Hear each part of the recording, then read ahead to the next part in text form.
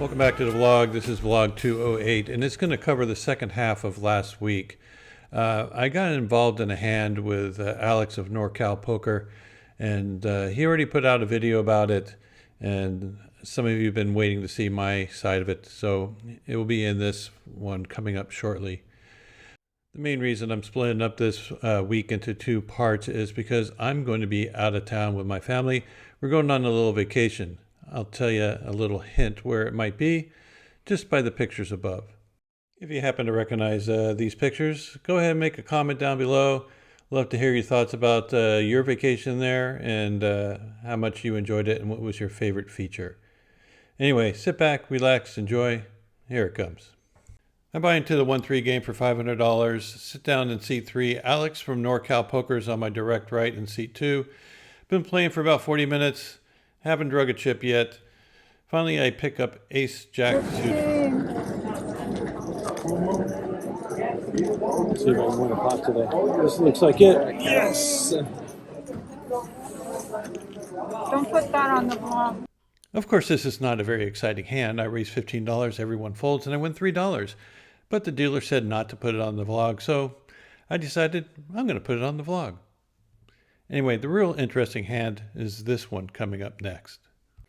Alex of NorCal Poker is my opponent in this hand. He did a very good analysis of the hand on his vlog. I definitely recommend going over there and checking it out. So I decided to do a deep breakdown on this hand, what I think his perceived range is and mine, and we'll go on from there. Anyway, there's a bunch of limpers, and it comes over to Alex in the small blind. He has a hand that he definitely wants to raise with. He makes it $30. What kind of range am I putting on? Well, big pairs, ace king, ace queen, maybe some king queen stuff in there also. But mainly, those are the type of hands. I have pocket nines and I am in the big blind. This is definitely in my defense range. Some of you might ask, how come I don't have like aces, kings, and queens, or ace king highlighted there? It's simply because I would normally 3-bet with those hands, so they're not in my defending range. And I don't put a lot of weight in king, queen, and king, jack against a strong range raising. So that's why it's not in my range also. I do like middling pairs and suited connectors from 10 on down. So that's why I'm heavy in that area. All the other limpers fold out, so it's just Alex and I heading to a flop with $66 in. Flop comes out Jack 7-4 Rainbow. Alex decides to lead out for $25. I like this play. I think it's a good sizing. His range is going to be way ahead of my range, of course. I don't think this flop, though, connects with his range very well, unless he has specifically ace jack, king jack, an overpair, or perhaps pocket jacks. So I'm trying to figure out whether he's betting air or he's betting a hand. And the easiest way to find out is to put in a little raise. And if he comes back over the top, then I'm going to put him on a very strong hand and just fold. If he calls, then I'm going to probably put him on a strong hand and be cautious. And if he folds, then, well, I win a small pot. He puts in the call. So when he puts in the call, I can narrow his range down to a couple strong hands, and this is his new perceived range. So just about all my range is still the same. Maybe you can say ace-queen would drop out, but I might have some sort of backdoor flush draw, so I might continue with that with a raise just to find out where he's at. But everything else is either a set, a pair, or some sort of pair and a backdoor draw. So when he's thinking about my range, it's still fairly wide open. So with 216 in, we see a turn card of a 6 of spades. Of course, this does not help my pocket nines. It does make the board a little bit scarier. But at this point, I know I'm way behind, and I'm basically going to be giving up if I don't get something really scary on the river. River card comes as the 8 of hearts. This brings in a lot of possibilities for my particular range and shouldn't really help his at all. Alex now decides to go for what we call a blocker bet. It's a small bet on the river with your strong hands, trying to get a value from people with, say, a jack in their hand and that aren't going to be folding. But it's also, they don't want to be facing a bigger bet because the board is so scary. It's a one-liner to a straight. There's a lot of two pairs out there. And with my defense range, I hit that board really, really hard at this time. The only real issue I have about this bet is that he's probably well aware that I know it's a blocker bet, and it sets up a perfect pot-sized jam for me with all my strong hands and, of course, all my bluffs. I know pocket nines is no good here, so the question is, do I want to try to bluff? And so I look back at my perceived range, which is above my head right now, and that board is very favorable to me. So the hands in my range like ace queen, ace jack would probably just be gone by now. Pocket jacks, pocket sevens, even pocket sixes, I probably would have continued betting on the turn. So what you're looking at is the remaining hands. And out of those remaining hands, there are a lot of straight possibilities, even set possibilities with the 8 on the river. And of course, pocket nines and pocket tens are in there, which I'm going to lose with. But most of the other ones, I'm going to end up doing well. So of course, I decided to jam all in. I got about $310, I think, left. And now it's on Alex. Of course, Alex is thinking that one pair doesn't look as strong anymore on this type of board. There are a lot of straights, there's a lot of two pair, there's possible sets. And he probably just has one pair in his hand. If he had pocket jacks, I think he would just make a quick call, of course. But the rest of them are just one pair, and it looks a little scary. Now he's trying to figure out whether not only am I capable of turning my hand into a bluff, but what type of hands would I be making this play with, where I raise the flop and check back the turn. Definitely a hand like 5-6 suited would be in there. That's Andrew Locke's favorite hand, and he's a good friend of mine and former poker vlogger. And I definitely would play that the same way as I played here. I also play hands like 9-10 suited with a backdoor flush draw, 7-8 suited, 8-7. They're all in there. So it comes down to whether he believes that I'm making a move on him now and whether he wants to risk his stack. He thinks long and hard. He has a feeling that I'm out of line, but in the end, he decides to let it go, and we get one through. This hand, there was an open for 15, a caller for the 15, and I got ace king from the blind. I'm going to make it raise to 60, and they all fold out quickly, so I win a real small pot. This hand, a player under the gun, opens for 15. He has a pretty good sized stack and has been playing pretty straightforward, so I think I have a fairly decent read on him. I decided to call with ace-4 suited. Of course, you could 3-bet this, but I think his under the gun opening range is probably fairly tight. The small blind comes along and we go 3 ways to a flop with 48 in. That comes 9-9-3 with 2 hearts. It gets checked around and we see a 6 of clubs on the turn. Small blind checks again, and now the opener decides to put in a very small bet for $15. I think this is just ace high betting just to narrow the field. My plan is just to float him here and take it away on the river. The jack of clubs is not a good card. He could have ace jack in his hand, but most of his hands I think are going to be more ace king, ace queen. So when he decides to bet $40 on the river, I thought about folding, but the plan was to put in a raise. I don't have to put in a very big raise to make this legitimate. I could have been slow playing a 9, so I decided to raise to 120. This should fold out everything but possibly the ace jack that he might have. Anyway, once he started thinking about it for more than 10 seconds, I figured I was in trouble. He finally decides to grab some chips, then just say, well, I'm just going to call, and he turns over the ace jack. And I said, you're good.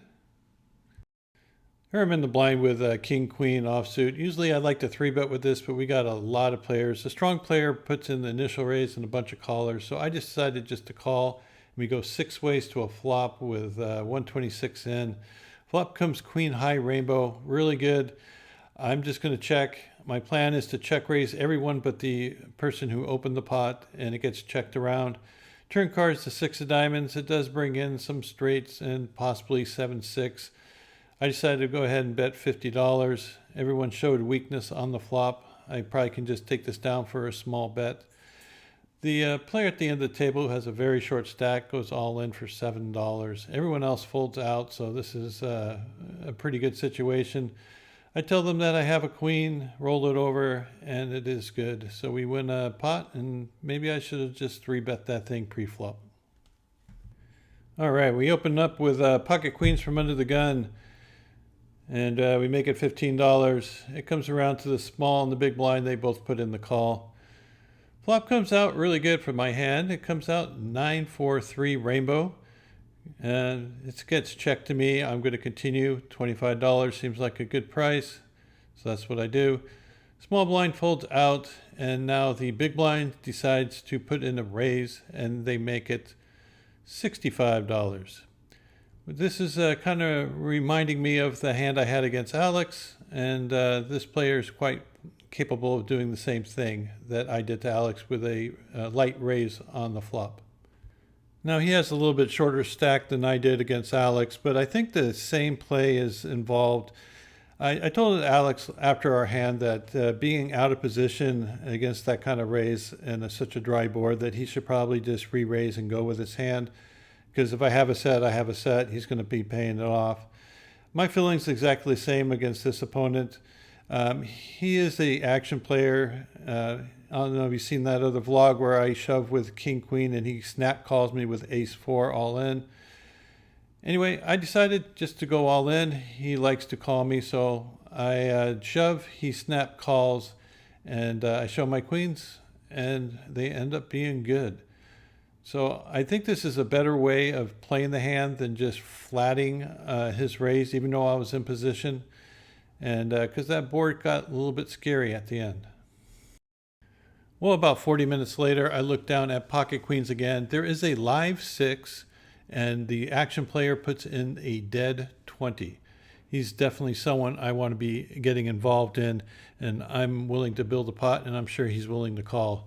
So I raise to 75, just trying to get a heads up between me and him. But the player to my left decides that he is going to join the party, and he does it by putting in basically a min raise. He makes it 145. Okay, what kind of hands does he have? Well, from my experience with this player, he has aces or kings, and that's it. I mean, he wouldn't be doing this with queens, and he's probably leaning more towards aces than he is to kings. I mean, usually when you put in a min raise, you don't want to scare anyone out, but you got them, in your gun sights. It gets folded back around to me. And he has a very large stack. I have about 700 in mine. And I figure for this price, I cannot refuse going set mining. So for additional $70, I put it in. We go heads up to the flop with $320 in it. And the flop comes ace, queen, 10 with 2 diamonds and 1 spade. I decided to check it over to him. If he has pocket aces, he's definitely going to be betting. You got to protect against the straight draws and flush draws. If he has pocket kings, he's just going to check it back. And I'm not sure me betting into him will get any value from that unless it's a small enough size where he's going to take one off to see if he can catch a jack. My opponent decides to check it back, and we see a turn card of a 6 of hearts. All right, I'm almost positive he has kings, and how to get value from kings. If I bet now, I think he might put me on an ace and maybe find a fold. But if I check it again and he checks back like I assume he will, then I can probably get a larger bet on the river because it might look like a bluff. Especially, I didn't really bet any kind of flush draw or straight draw, and I haven't bet an ace on the first 2 rounds. So after I check, he checks back very quickly. River card comes as a blank. I decide to get some value now. I go for 155. Probably could have got a little bit more because he snap called me really quick, and you can tell he's a little bit frustrated, and he mucks his kings. I did play for a little longer, but that was the last interesting hand of this day. But don't worry, we have one more day to go. And that one starts off when I have pocket 3s in the big blind. There's a $6 straddle. I make a crying call, trying to set mine, and we go 4 ways to a flop, which comes out ace 9-3 with 2 hearts. Great flop for my hand.